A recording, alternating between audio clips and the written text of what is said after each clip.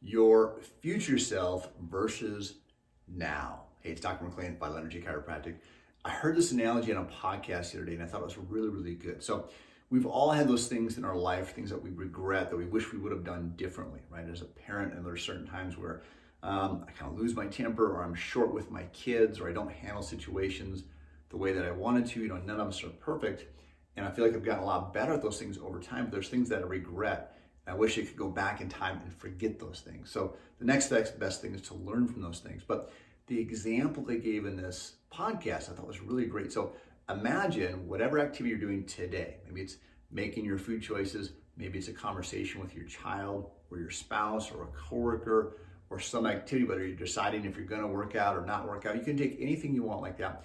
And imagine your future self, 5 years down the road, a year down the road, 10 years down the road, has come back in time, is standing there watching you. Okay, just imagine this as a picture, and is thinking about what you're doing right now and how it's going to impact the future, how you're having that conversation with your child, or the food choice that you're about to make, or if you're going to exercise or not. How would your future self think about you in that moment?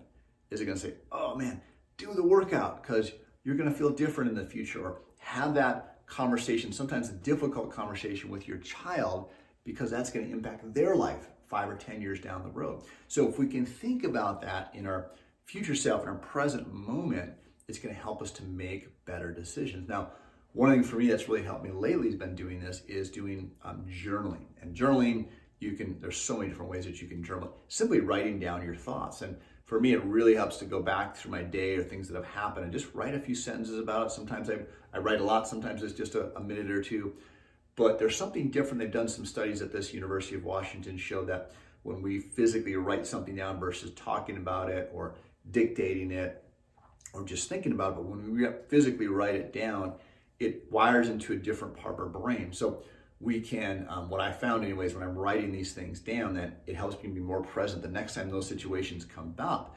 It just changes my brain. I'm much more aware of those situations. I can make better choices in the moment. So think about your future self. This is going to help you be more present in the moment and go, what is my future self is going to think about this decision right now?